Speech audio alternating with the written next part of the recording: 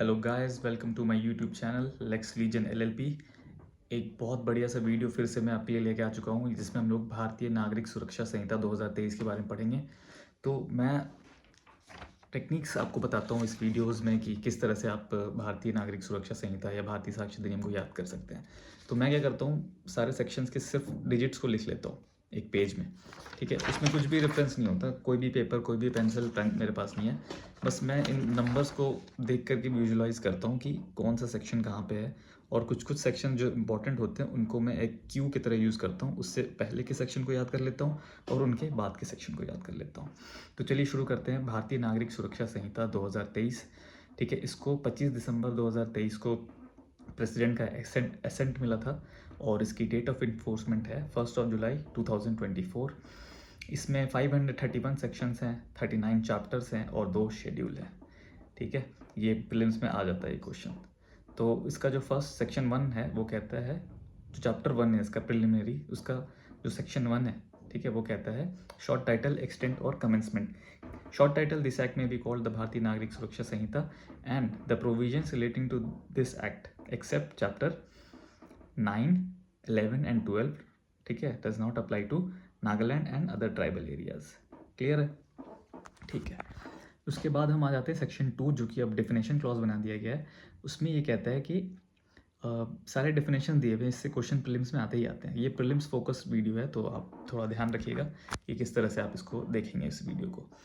उसके बाद सेक्शन 2 जो है वो डेफिनेशन कहता है, इसका जो A B C D पूरा लेकर के Z तक है, मैं आपको बता देता हूँ बिना देखे, बिना किसी बुक का सहारा लिए। ए में क्या है? Audio video electronic. देखिए, ए से A audio video electronic means. B में क्या है? बेल है। सी में क्या है? बेलेबल ऑफेंस है। डी में क्या है? बेल बॉन्ड है। ई में क्या है? बॉन्ड है।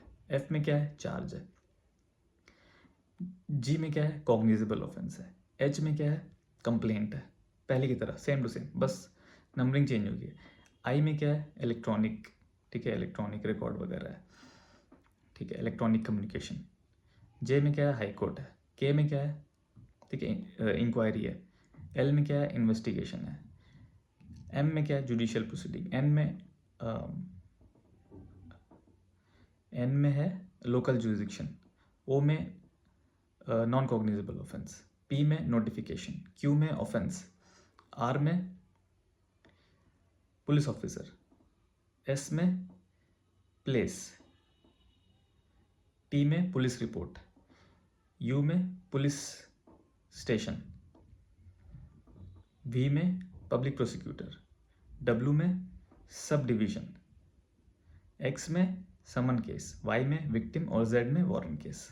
इसका सब क्लॉज 2 कहता है कि जो ITA एक्ट 2000 में है और जो BSA में जो है डेफिनेशन, वो रेलिवेंट होंगे इस एक्ट के लिए भी। 3 में 3 में क्या है? 3 में वो ज़्यादा कुछ है, वो इम्पोर्टेंट नहीं है। 4 में आ जाते हैं। ये कहता है कि ट्रायल जो BSA भारतीय नागरिक सुरक्षा संहिता में जो ऑफेंस हुए हैं या किसी और अदर एक्ट में कोई ऑफेंस हुए हैं तो इसमें होगा वो, इस भारतीय नागरिक सुरक्षा संहिता में उसका ट्रायल होगा। 5 में सेविंग से बारे में बात करता है। और फिर आ जाते हैं हम लोग चैप्टर 2 में, जो कि बात करता है classes of criminal court and offices. तो 6 बात करता है कि कौन से कोर्ट होते हैं, क्रिमिनल कोर्ट कौन कौन से कोर्ट होते हैं, what courts are criminal courts.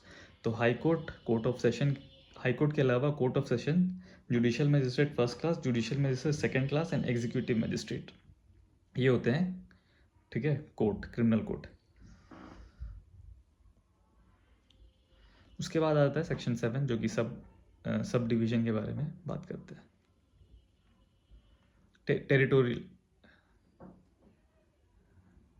Territorial jurisdiction ऐसा कुछ है सेक्शन 7। फिर अब आ जाते हैं हम लोग सेक्शन 8 पे। अब ये classes of criminal courts by which offence tribal. ठीक है, ये इंपॉर्टेंट सेक्शन है। तो ये बात करता है कोर्ट ऑफ, सेक्शन 8 बात करता है कि कोर्ट ऑफ सेशन क्या होता है। ठीक है, सेक्शन 9 बात करता है कि कोर्ट ऑफ जुडिशियल मजिस्ट्रेट क्या होता है। ठीक है, 10 बात करता है कि court of chief judicial magistrate and additional chief judicial magistrate कौन होता है। ठीक है, कहाँ तक हो गए? 9 तक। 10 में बात होता है कि स्पेशल जुडिशियल मजिस्ट्रेट कौन अपॉइंट होगा, कितने दिन के लिए अपॉइंट होगा, ठीक है। ये आपको पता है कि 1 साल मैक्सिमम, नॉट एक्सटेंडिंग 1 ईयर। उसके बाद आ जाता है स्पेशल हो गया, फिर आ जाता है local jurisdiction of judicial magistrate, फिर आ जाता है सबऑर्डिनेशन ऑफ जुडिशियल मजिस्ट्रेट, ठीक है। ये हो गया सेक्शन 13 तक हमारा।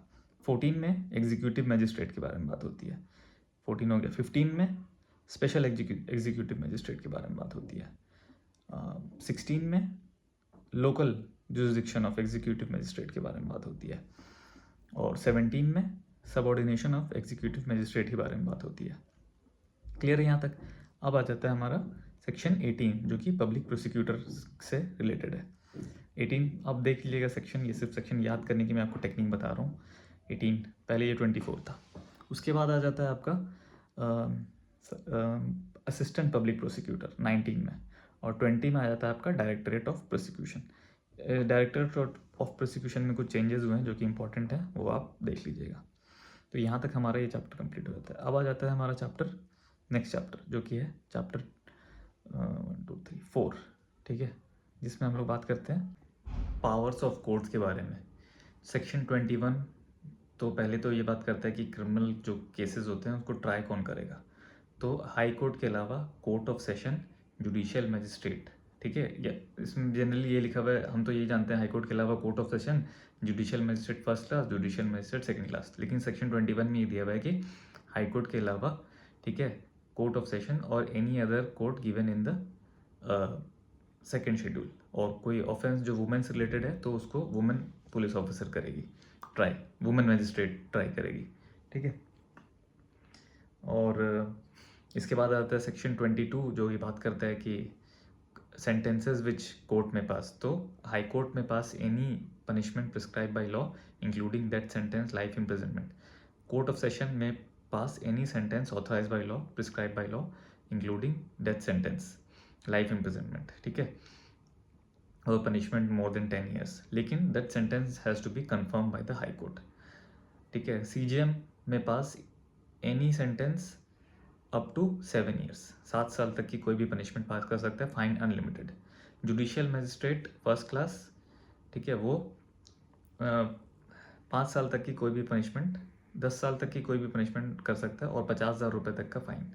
और जुडिशियल मजिस्ट्रेट सेकंड क्लास 5 साल तक की कोई भी पनिशमेंट और फाइन 5,000 रुपये तक की फाइन को वो पास कर सकता है। नहीं, सॉरी, एक जुडिशियल मजिस्ट्रेट फर्स्ट क्लास 3 साल तक की कोई भी पनिशमेंट दे सकता है और 50,000 रुपये का फाइन दे सकता है। और जुडिशियल मजिस्ट्रेट सेकंड क्लास 10,000 रुपये का फाइन और 1 साल की पनिशमेंट प्रोवाइड कर सकता है। ये था section 21, 22, 23 punishment in default of fine. अगर कोई बंदे को फाइन दिया, फाइन का पनिशमेंट दिया जाता है या कोई इम्प्रिजनमेंट का भी पनिशमेंट दिया जाता है और फाइन का भी दिया जाता है, और वो बंदा फाइन देने से मना कर देता है या फाइन नहीं दे पाता है, तो क्या होगा? फाइन नहीं देता है तो उसको पनिशमेंट मिलेगी, ठीक है। क्या, कौन सी पनिशमेंट मिलेगी? 1/4 जो मैक्सिमम उस ऑफेंस का है, ठीक है। मान लो कि थेफ्ट का उसको सज़ा मिला जिसमें कि उसने 2 साल के लिए जज ने उसको इम्प्रिजनमेंट दिया और 10,000 रुपये फ़ाइन दिया, लेकिन वो 10,000 रुपये फ़ाइन नहीं देता है, तो थेफ्ट की जो मैक्सिमम पनिशमेंट है 3 साल, उसका 1/4 उसको एक्स्ट्रा इम्प्रिजनमेंट कोर्ट ऑर्डर कर सकता है, ठीक है। Punishment in default of fine. 24, 25 conviction on several sentences in several conviction at one trial. मतलब अगर 2 से ज़्यादा ऑफेंस किसी आदमी ने किए हैं और उसको ट्रायल हुआ और उसमें सब में उसको पनिशमेंट हो गई, तो कितना पनिशमेंट हो सकता है? तो ये है कि भाई जो जज है जो पनिशमेंट दे रहा है उसके मैक्सिमम जो उसकी पनिशमेंट देने की कैपेसिटी है उसका ट्वाइस से ज़्यादा ना हो, तो ये कहता है। और कंकरेंट चलेगा पनिशमेंट या फिर वो एक के बाद एक सब्सिक्वेंट चलेगा, वो भी आप जजमेंट में जुडिशियल मजिस्ट्रेट जो है वो लिख के दे सकता है। तो ये 25 तक कंप्लीट हो गया ये पावर्स ऑफ कोर्ट। चलिए आगे बढ़े, हम लोग चैप्टर 4 की तरफ आ जाते हैं, power of superior police officer. तो ये हो जाता है हमारा सेक्शन 31। ये कहता है कि police officer has power to prevent cognizable offence, ठीक है। दूसरा इसका सेक्शन 32 कहता है कि the the public has the right to assist magistrate and police officer to arrest the accused. ठीक है, public when to assist. ठीक है, ये इंपॉर्टेंट सेक्शन हो जाता है. तो 30 हो गया, 31 हो गया, 32 इंपॉर्टेंट नहीं, 33 पब्लिक वेंट टू इन्फॉर्म. कुछ कुछ ऐसे ऑफेंसेस हैं जब पब्लिक को अगर इसके बारे में नॉलेज है कि वो ऑफेंस हुआ है तो उनकी ड्यूटी है कि वो इन्फॉर्म करें. ठीक है, पुलिस ऑफिसर को उस रिगार्डिंग दैट ऑफेंस. तो ये इतने ही, ये 3 सेक्शन इंपॉर्टेंट थे, 30, 31 और 33. अब जो हमारा सबसे इम्पोर्टेंट चैप्टर 5 अरेस्ट से रिलेटेड है. इसको सारे सेक्शन को हम लोग याद करेंगे, वही टेक्निक यूज़ करेंगे. देखिए मैंने 35 से लेकर के आई गेस 62 35 से लेकर 62 तक ये है. ये देखिए इतना तो आपको याद रखना पड़ेगा. चैप्टर 5 5 से पकड़. ठीक है, पकड़ अरेस्ट में पकड़ते हैं. तो चैप्टर 5 है 35 से 62 तक, क्योंकि 63 से फिर प्रोसेसेस टू कंपेल अपीयरेंस होता है. ठीक है, तो ये आपको याद रखना पड़ेगा. तो हम लोग आ जाते बढ़ते हैं सेक्शन 35, जो पहले सेक्शन 41 से था. तो ये कहता है कि police officer, power of police officers to arrest without warrant. ठीक है, जब कोई, कब होता है ये 35 में ये बात कहता है कि कब पुलिस ऑफिसर के पास पावर है टू अरेस्ट विदाउट वारंट. ठीक है, बहुत बड़ा पावर है. तो इसका एक कोड था पहले सीआरपीसी में, किप्स ऑर्डर. ठीक है, तो उसी का थोड़ा सा यहाँ पे चेंज हो गया है. सिप्स ऑर्डर ही है, बस थोड़ा सा इसमें ऑर्डर में चेंज हो गया. तो कब पुलिस अरेस्ट कर सकते हैं विदाउट वारंट. देखिए पहले तो अगर कॉग्निजेबल ऑफेंस आपकी प्रेजेंस में हो रहा है पुलिस ऑफिसर के, तो उसके पास पावर है अरेस्ट करने का. उसके बाद कॉग्निजेबल ऑफेंस अगर 7 साल से कम का हो रहा है, ठीक है, और उसके पास इंफॉर्मेशन रिसीव हुई है. ठीक है, तो और या अगर उसको लगता है कि भाई ये जो है इसको पकड़ना ज़रूरी है क्योंकि ये एविडेंस टैम्पर कर सकता है, विटनेस को इन्फ्लुएंस कर सकता है, मजिस्ट्रेट के सामने ये आएगा नहीं या भाग जाएगा. ठीक है, ट्रायल में, इन्वेस्टिगेशन में ये जो है सपोर्ट नहीं करेगा, तब ये पुलिस ऑफिसर्स को अरेस्ट कर सकता है. फिर और वैसे केसेस जिसमें कॉग्निजेबल ऑफेंस है लेकिन 7 साल से ज़्यादा की पनिशमेंट है, ठीक है, उसके रिगार्डिंग कोई इन्फॉर्मेशन आया तो फिर वो अरेस्ट कर सकता है कि अगर उसको पता है कि वो अक्यूज जो है नाम पता नहीं बता रहा है या कुछ नहीं, ऐसा नहीं कर रहा है, हेल्प नहीं कर रहा है, सपोर्ट नहीं कर रहा है, तो ठीक है. या फिर वो प्रोक्लेम्ड ऑफेंडर है. अगर वो जो अक्यूज है वो प्रोक्लेम ऑफेंडर है तो पुलिस के पास पावर है टू अरेस्ट विदाउट वारंट.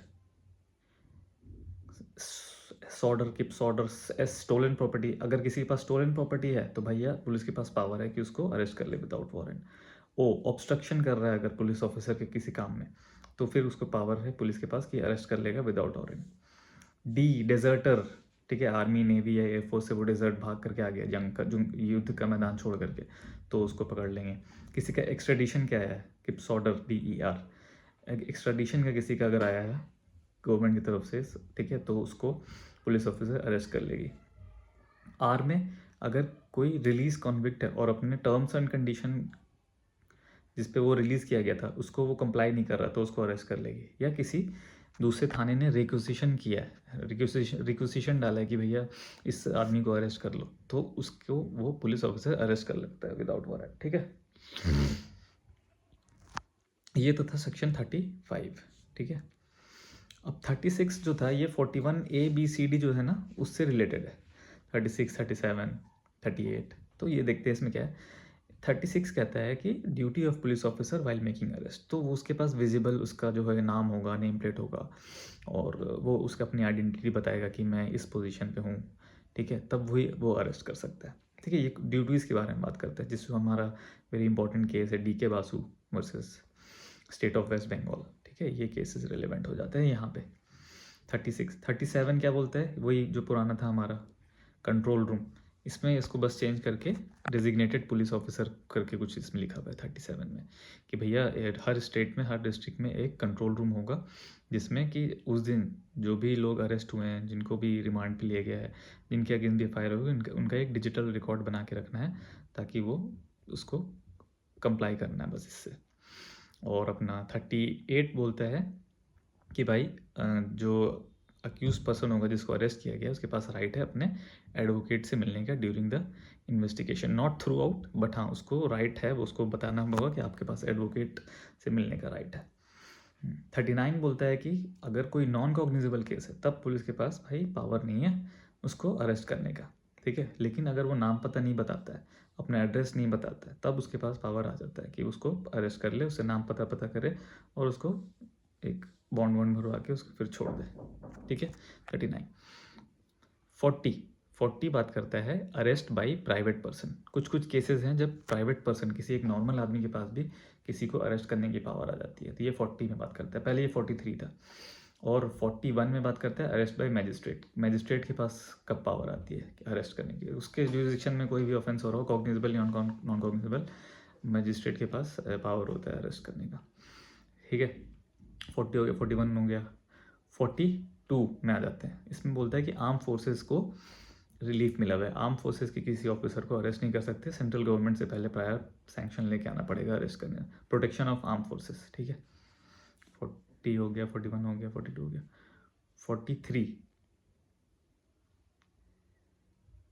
43 बोलता है अरेस्ट हाउ मेड, ठीक है। अरेस्ट कैसे होगा, टू टच करेंगे उस पर्सन को, ठीक है, तो उसको अरेस्ट करेंगे हम लोग, ठीक है।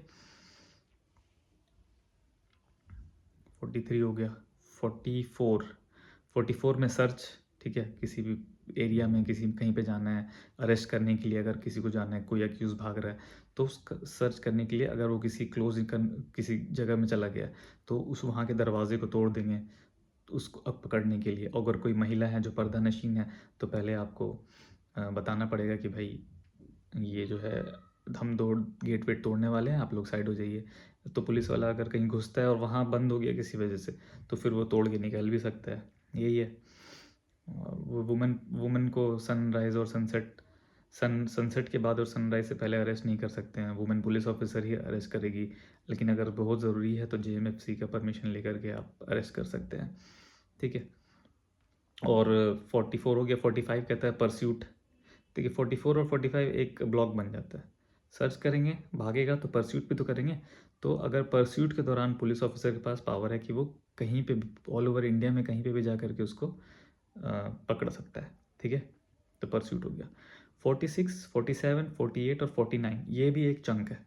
ये rights of arrested person, ROAP, rights of arrested person के बारे में बात करता है। 46 बोलता है कि भैया आपको जो अरेस्टेड पर्सन है उसको बताना होगा कि ग्राउंड्स ऑफ अरेस्ट क्या है, और ये भी बताना होगा कि तुम्हें बेल अगर लेने का अधिकार भी है अगर बेलेबल ऑफेंस है तो, ठीक है। तो rights of grounds of arrest बताना होगा और उसको बताना होगा कि तुम अपने एडवोकेट से कंसल्ट कर सकते हो बेल के लिए, ठीक है। 46 हो गया। 47 में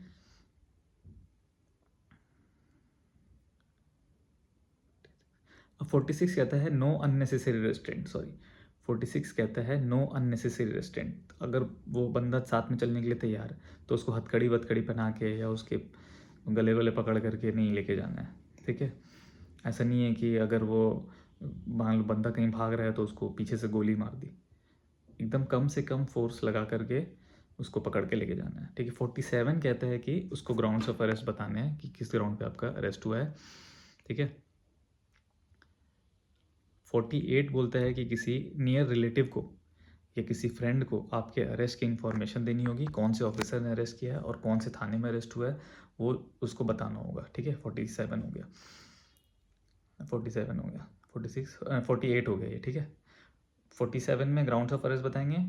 48 में आप किसी फ्रेंड्स और रिलेटिव को इन्फॉर्म करेंगे। 49 में अगर उसका कोई सर्च एंड सीजर होता है तो उसमें जो भी उसका एक मेमो बनाएंगे, ठीक है। और उसमें उस अक्यूज पर्सन जिसको अरेस्ट किया गया है उसके साइन लेंगे और किसी और थर्ड पार्टी के भी साइन लेंगे। ये राइट्स ऑफ अरेस्टेड पर्सन है, ये करना ही पड़ेगा आपको, ठीक है। ये कहाँ तक हो गया? 49 तक हो गया, ये चंक हो गया। 50 में बोलता है कि सीजर ऑफ ऑफेंसिव वेपन, अगर कोई वेपन पकड़ा गया तो फिर उसको सीज कर लिया जाएगा, ठीक है। अब 51, 52 और 53 भी एक चंक है, ये मेडिकल एग्जामिनेशन से बात करता है। 51 कहता है कि पुलिस ऑफिसर के रिक्वेस्ट पे वो जो अक्यूज जिसको अरेस्ट किया गया है उसका मेडिकल एग्जामिनेशन कराया जाएगा, ठीक है, by registered medical practitioner.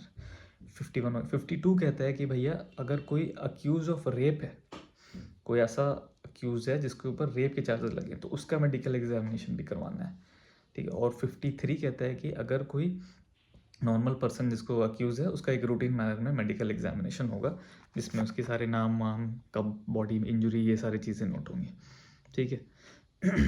54 test identification parade के बारे में बात करता है। Identification of accuse person, police officer के पास एनी पर्सन, ठीक है, करवा सकते हैं ये टीआईपी। वो उसको 4-5 लोगों को एक साथ मिक्स करके खड़ा कर देते हैं और फिर उसका आइडेंटिफिकेशन करवाने के लिए हम लोग वो करते हैं, एक टीआईपी करवाते हैं। ये 54 इसी से रिलेटेड है, ठीक है। 55 है कि अगर वो नहीं जा रहा है तो अपने सबॉर्डिनेट को वो police officer incharge of police officer अगर अरेस्ट नहीं करने जा रहा है तो अपने सबॉर्डिनेट को डिप्यूट कर देगा, ठीक है। अब आ जाता है 56, 57, 58। ये बात करता है कि भैया मैं तुरंत से तुरंत लेके जाना है मजिस्ट्रेट के सामने। 57 कहता है कि health and safety of the arrested person की जिम्मेदारी किसकी है, उस पुलिस ऑफिसर की है। 57 कहता है कि विदाउट अनड्यू डिले जल्द से जल्द अक्यूज पर्सन को मजिस्ट्रेट के सामने प्रोड्यूस करना है। और 58 कहता है कि अक्यूज पर्सन जैसे ही अरेस्ट होता है उसको विद इन 24 आवर्स आपको मजिस्ट्रेट के सामने प्रेजेंट करना है, एक्सक्लूडिंग द टाइम, ठीक है, एक्सक्लूडिंग द टाइम उसको जहाँ से अरेस्ट हुआ है और मजिस्ट्रेट तक ले जाने के टाइम का जो ड्यूरेशन होगा ले जाने का, उसको एक्सक्लूड कर देना है, ठीक है। तो ये 58 तक हो गया। 59 बोलता है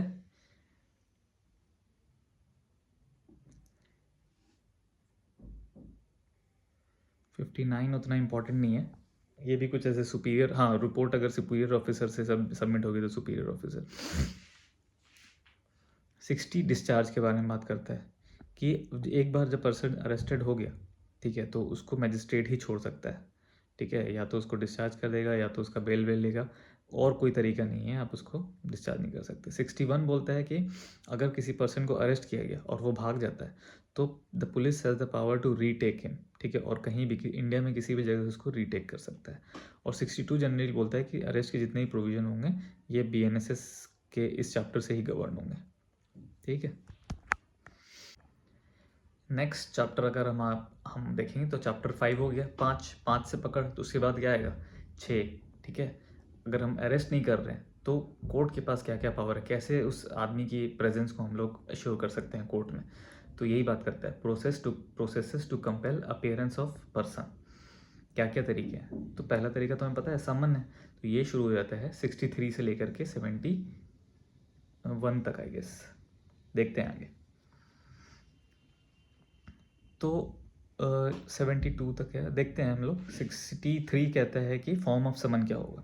फॉर्म ऑफ समन वही होगा, डुप्लीकेट होगा, इन राइटिंग होगा, साइंड बाय द मजिस्ट्रेट होगा, कोर्ट का सील होगा, ये फॉर्म होगा, ठीक है। 63। 64 समन हाउस सर्व्ड, कैसे होगा, उस आदमी के पास जाके उसके घर पे जाके दे देंगे, ठीक है, और उसका साइन ले लेंगे उसके डुप्लीकेट पे, तो इस तरह से सर्व होगा, ठीक है।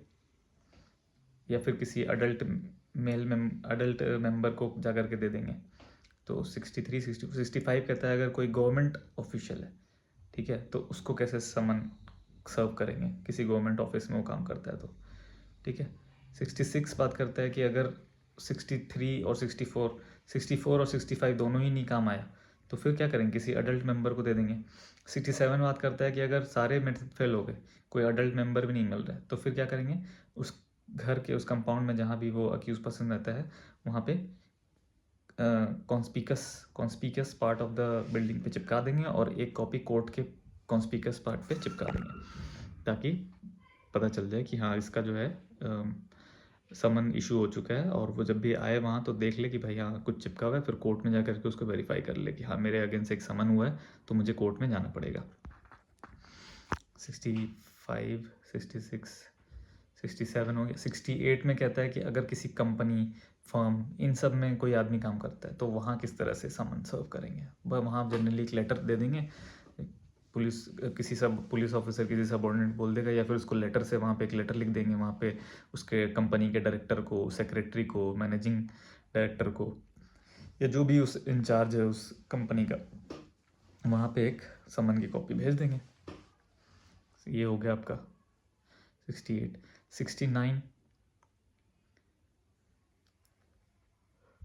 69 बात करता है कि अगर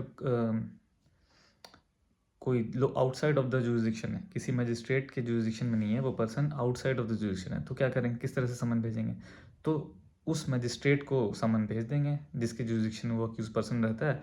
वो नॉर्मल एज इफ़ कि उसी ने समन इशू किया है, उसको कंप्लाई करके रिपोर्ट उस मजिस्ट्रेट को भेज देगा जिसने इनिशियली समन जनरेट किया था उसका। 69 हो गया। 70 बात करता है कि भाई अगर समन सर्व हुआ है या नहीं हुआ है तो उसका जो है प्रूफ कैसे होगा, तो वो एफिडेविट ले लेंगे सर्विंग ऑफिसर का, ठीक है, उससे प्रूफ हो जाएगा।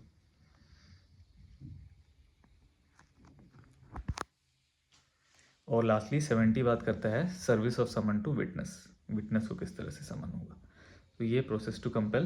अब ये समन्स तो हो गया, अब वारंट से कैसे होगा, तो 72 से ही शुरू हो जाता है कि भाई वारंट, फॉर्म ऑफ वारंट, ठीक है, फॉर्म ऑफ वारंट क्या होगा, वही होगा, डुप्लीकेट में होगा, ठीक है, उस पर साइन होंगे मजिस्ट्रेट के और किसी भी पुलिस ऑफिसर को दे दिया जाएगा एग्जीक्यूट करने के लिए। और एक बार वारंट इशू हो गया तो फिर वो जो है या तो कैंसिल होगा तभी, या तो एग्जीक्यूट होगा, तब तक वो वारंट जो है वैलिड रहेगा। उसके बाद आ जाता है 73 कि भाई बेलेबल वारंट, अगर वारंट में लिख दिया गया है कि आप अगर चाहें तो police officer bail bond sign करा करके उस पर्सन को छोड़ दें, तो पुलिस ऑफिसर क्या करेगा, उससे एक बेल बॉन्ड ले लेगा और उसको छोड़ देगा। तो ये हो गया 73। 74 बात करता है वारंट टू होम डायरेक्टेड, तो इसमें कहता है वारंट में भी डायरेक्टर टू वन और मोर पुलिस ऑफिसर, और वो एग्जीक्यूट भी वन और मोर पुलिस ऑफिसर में से कोई भी एग्जीक्यूट उसको कर सकता है, ठीक है। और अगर कोई पुलिस ऑफिसर अवेलेबल नहीं है तो any other person authorise by the magistrate भी उसको एग्जीक्यूट कर सकता है, ठीक है। एंड अगला सेक्शन कहता है section 75 warrant directed to any person, अगर कोई चीफ जुडिशियल मजिस्ट्रेट चाहे तो कोई ऐसे अक्यूज को अरेस्ट करने के लिए जो कि प्रोक्लेम ऑफेंडर है या नॉन बेलेबल कॉग्निजेबल ऑफेंस किया गया है, तो किसी भी पर्सन के लिए किसी भी पर्सन को वो बोल सकता है कि इसको अरेस्ट करो, ठीक है। तो ये बात करता है सेक्शन 76। 77 बात करता है कि अगर कोई सबॉर्डिनेट को अपॉइंट कर रहा है police officer, warrant directed to police officer, तो वो 76 में warrant directed to police officer, तो वो किसी और का नाम भी एंडोर्स कर सकता है कि भैया तुम जा करके अरेस्ट करके आ जाओ, ठीक है। और 77 बात करते हैं सब्सटेंस ऑफ वारंट, कि वारंट के सब्सटेंस को दिखाना होगा, जो अगर पर्सन को अक्यूज़ को अरेस्ट करने जा रहे हैं तो उसमें कौन से ग्राउंड पे अरेस्ट हुआ है उसको दिखाना होगा, तो इसी को बोलते हैं सब्सटेंस ऑफ वारंट, शो करना होगा कि क्या ग्राउंड से अरेस्ट करने के लिए। 78 में बात होती है वही सेक्शन जो 58 में आती है, अगर किसी पर्सन को अरेस्ट किया गया है तो उसको जल्द से जल्द 24 आवर के अंदर मजिस्ट्रेट के सामने प्रेजेंट करना होगा, ठीक है। 79 बात करता है वेयर वारंट में बी एग्जीक्यूटेड, वारंट में be executed in any place in India, ठीक है। 79 हो गया। 80 में बात होता है क्या, अगर उसके location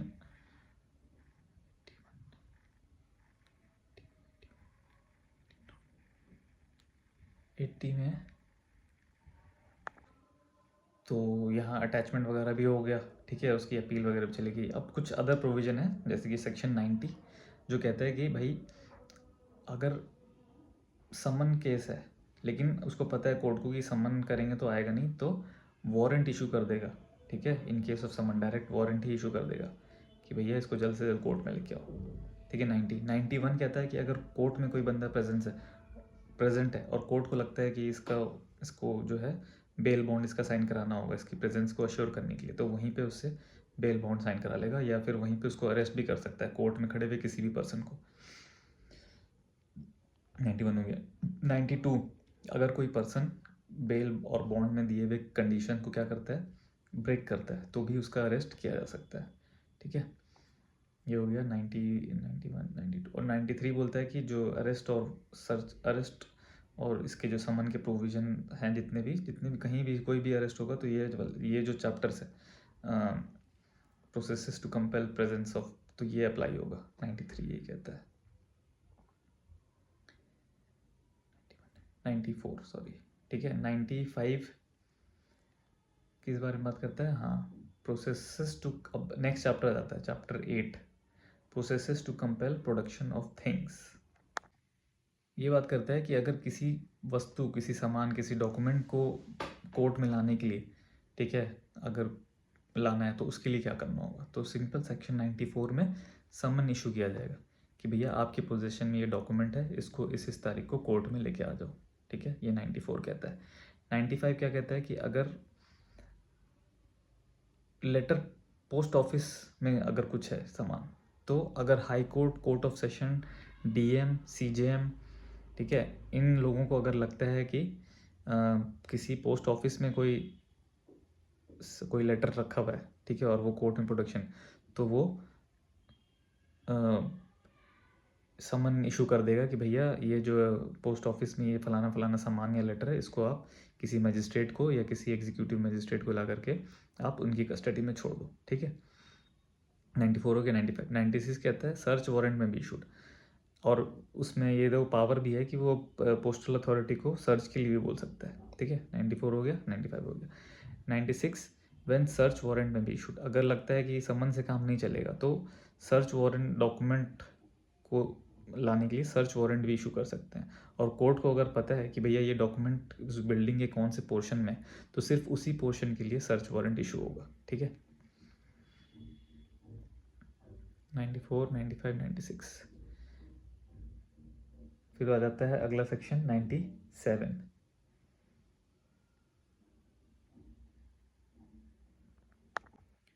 search of place containing stolen property या अदर ऑब्सीन आर्टिकल्स, ठीक है। तो अगर किसी डीएम को, सीजेएम को, ठीक है, या जेएमएफसी को लगता है कि किसी जगह पे कोई स्टोलन प्रॉपर्टी रखी हुई है, कोई ऑब्सीन मटेरियल रखा हुआ है, ऑब्सीन बुक्स रखे हुए हैं, ठीक है, या कॉन्टरफीट कॉइन्स रखे हुए हैं, कॉन्टरफीट नोट्स, कॉन्टरफीट स्टैम्प्स रखे हुए हैं, तो उस जगह के सर्च के ऑर्डर्स दे सकता है, ठीक है। वो जो भी magistrate, DM, DSP, commissioner of police, ये सारे, ठीक है। 97, 98 बात करता है for feature, government, state government ने अगर किसी बुक के पब्लिशिंग, बुक को फॉरफीट करने का कोई ऑर्डर दिया गया है, ठीक है, तो जो सीजेएम है वो क्या कर देगा, उसको फॉरफिट कर देगा, ठीक है, और उसको किसी कोर्ट में चैलेंज नहीं किया जा सकता है, लेकिन उसको हाई कोर्ट में चैलेंज, नेक्स्ट सेक्शन जो है 99, ठीक है। 99 कहता है कि आप हाई कोर्ट में उसको, इस ऑर्डर को, स्टेट गवर्नमेंट के ऑर्डर को चैलेंज कर सकते हो,